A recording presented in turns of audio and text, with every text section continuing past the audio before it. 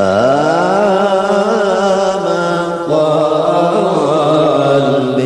الله يا قلبي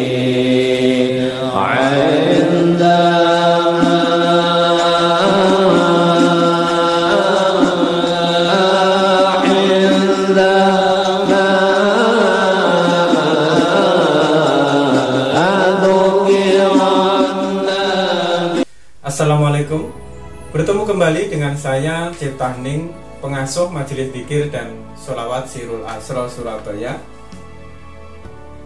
Pada kesempatan kali ini saya akan membahas tentang tauhid, khusus untuk membahas tauhid supaya pemahaman kita tentang Allah, penyelaman kita tentang Allah, pengenalan kita tentang Allah itu benar-benar bisa kita rasakan, bisa kita praktekkan di dalam kehidupan kita, bukan hanya sekedar memahami, mengetahui, dan hanya sekedar menjadikan tauhid itu sebuah wacana keilmuan, tapi memang benar-benar kita mampu merasakan di dalam kehidupan kita, sehingga segala sesuatu yang kita lakukan dan kita perbuat mencerminkan tauhid kita kepada Allah, mencerminkan kecintaan kita kepada Allah Subhanahu wa Ta'ala.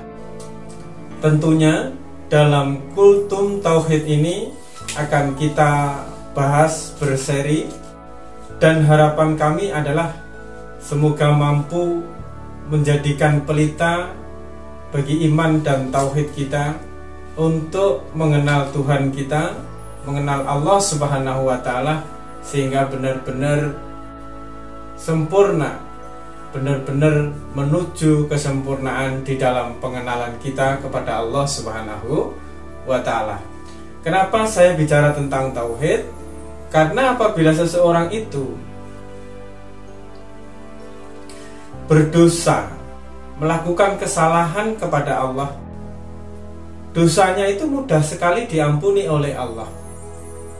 Tetapi dosa menyekutukan Allah, syirik atau musyrik kepada Allah, kepada Tuhan, itu dosanya tidak pernah diampuni oleh Allah Subhanahu wa Ta'ala.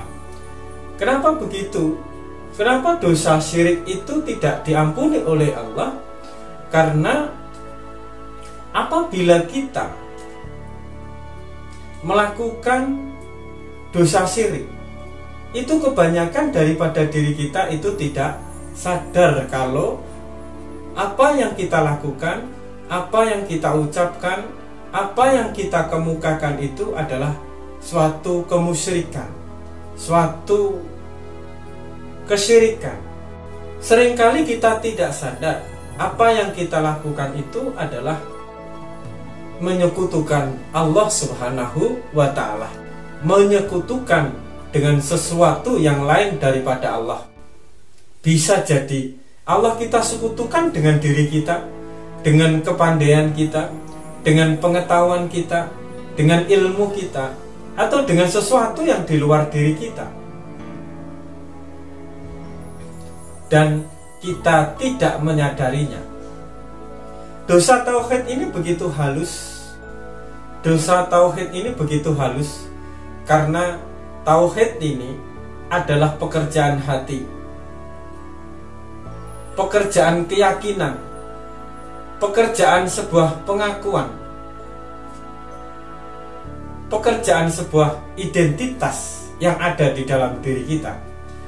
Di dalam kita berkata-kata, yang muncul di dalam kata-kata itu yang kita tekankan, itu identitas kita, identitas keilmuan kita, identitas strata kita, identitas kepandaian kita, kecerdasan kita, kedudukan kita.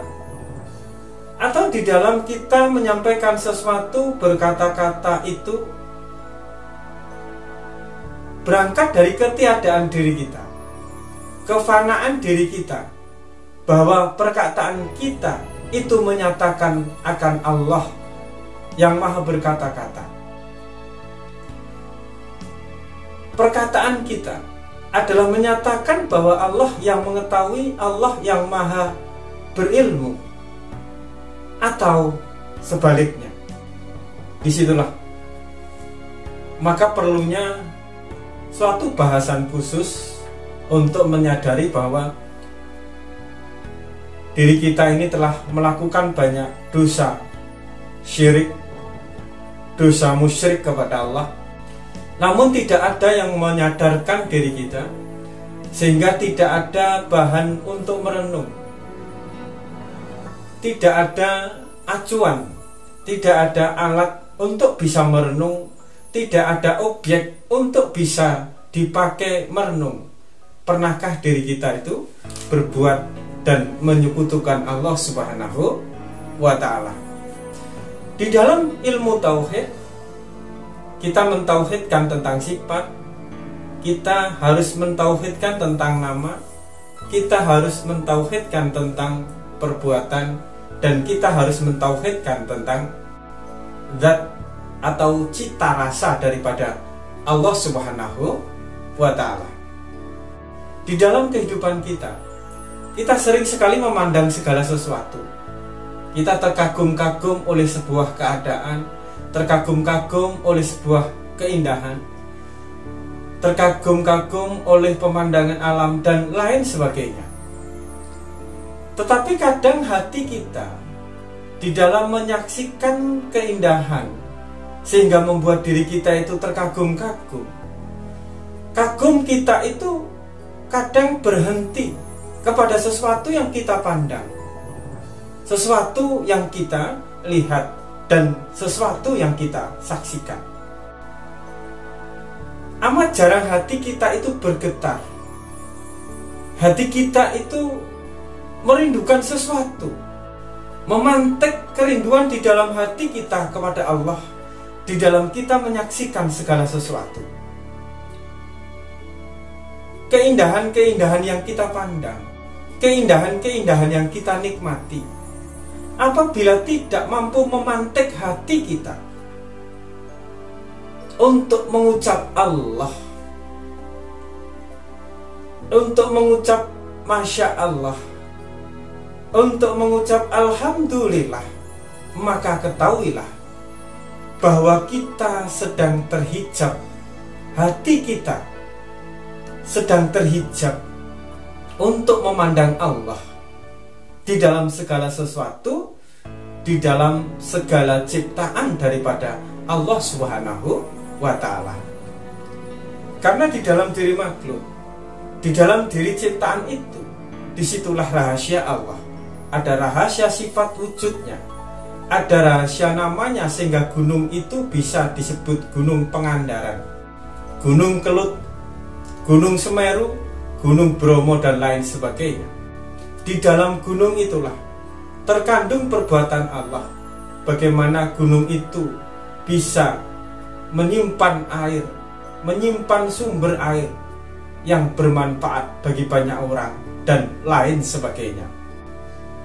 Apabila kita tidak melihat sifat di dalam segala sesuatu adalah sifat daripada Allah, nama daripada Allah, dan perbuatan daripada Allah, sehingga hati kita tidak bergerak untuk mengucap Allah, untuk mengucap Alhamdulillah, atau untuk mengucap Masya Allah di dalam segala sesuatu yang kita saksikan, di dalam segala sesuatu yang kita alami, maka ketahuilah itu salah satu tanda bahwa hati kita sedang terhijab, hati kita sedang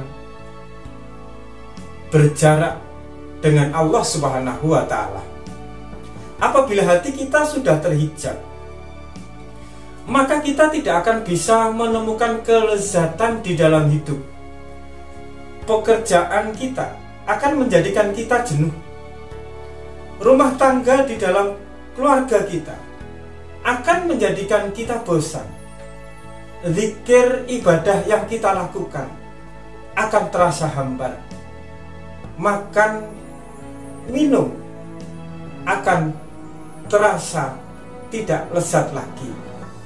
Semuanya itu disebabkan oleh karena diri kita terhijab oleh Allah dan kita tidak bisa menyaksikan Allah di dalam segala sesuatu, di dalam segala ciptaan daripada Allah Subhanahu wa Ta'ala.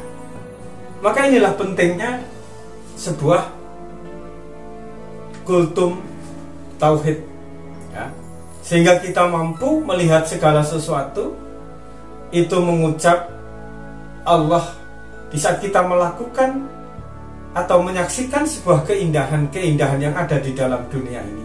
Hati kita bergetar, kita melihat Allah yang maha indah, yang tajali di dalam segala sesuatu tersebut.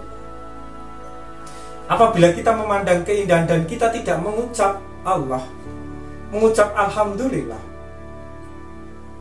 mengucap Subhanallah, ketahuilah itulah tanda-tanda bahwa hati kita sedang mati. Meskipun kita berzikir, tetapi zikir kita, sholawat kita, sholat kita itu mampu menghidupkan hati kita atau justru mematikan hati kita. Salah satu tandanya adalah apabila kita melihat keindahan di luar diri kita, maka hati kita bergetar untuk menyebut asma Allah, untuk mengucap Alhamdulillah, untuk mengucap Subhanallah. Namun apabila diri kita di dalam menyaksikan segala keindahan itu tidak mengucap Allah, tidak bergerak hati kita untuk menyebut Alhamdulillah dan menyebut Subhanallah, maka sebenarnya hati kita tidak ada pertalian dengan Allah Subhanahu wa Ta'ala, karena hati kita tidak digerakkan dan tidak bergerak dan tidak bisa melihat kehadiran Allah di dalam segala sesuatu. Begitu juga hati yang hidup, apabila melihat keburukan, kekurangan yang ada di luar dirinya dan di dalam dirinya, dia akan mengucap astagfirullah, tidak menghukumi segala sesuatu yang dia pandang buruk, yang dia pandang salah, yang dia pandang melanggar, tetapi mengembalikan semuanya itu kepada Allah dengan mengucap astagfirullah. Apabila kita melihat sesuatu yang buruk lalu kita menjustis, menyimpulkan, menghukumi, menyalahkan, mengucilkan, membenci, mendendam, ketahuilah bahwa itu juga salah satu tanda bahwa diri kita atau diri seseorang tersebut hatinya terhijab oleh Allah Subhanahu wa Ta'ala. Hatinya tidak tersambung kepada Allah Subhanahu wa Ta'ala. Jadi melihat kebaikan, keindahan, subhanallah, menyebut nama Allah yang digerakkan oleh hati yang hidup. Melihat sesuatu yang terasa atau terlihat terkesan kurang, terkesan buruk, tidak menyalahkan, tetapi memohonkan ampun kepada Allah dengan menyebut istighfar kepada Allah Subhanahu wa Ta'ala. Apabila kita di dalam melihat keburukan sudah menghukumi, menjustifikasi, membenci, cepat-cepatlah mendekat kepada Allah dengan beristighfar, dengan selalu memohon ampun kepada Allah Subhanahu wa Ta'ala, agar hati kita bisa dihadirkan di hadapan Allah, agar hati kita diangkat untuk menyaksikan wajah Allah yang indah, yang meliputi segala sesuatu di dalam kehidupan ini. Untuk itu, marilah kita introspeksi, ingat bahwa Allah itu adalah sesuatu yang tidak bisa dinyatakan, karena beliaulah yang nyata tanpa dinyatakan, yang ada tanpa diciptakan. Dan Allah hanya mampu dipandang oleh hati, yaitu hati yang hidup, hati yang selalu bergerak untuk mengingat, berzikir, bertasbih, bersolawat. Saya kira cukup sekian. Tetap kita sambung doa. Semoga manfaat apa yang saya sampaikan. Ingat, tetap waras dan tetap fokus. Wassalamualaikum warahmatullahi wabarakatuh.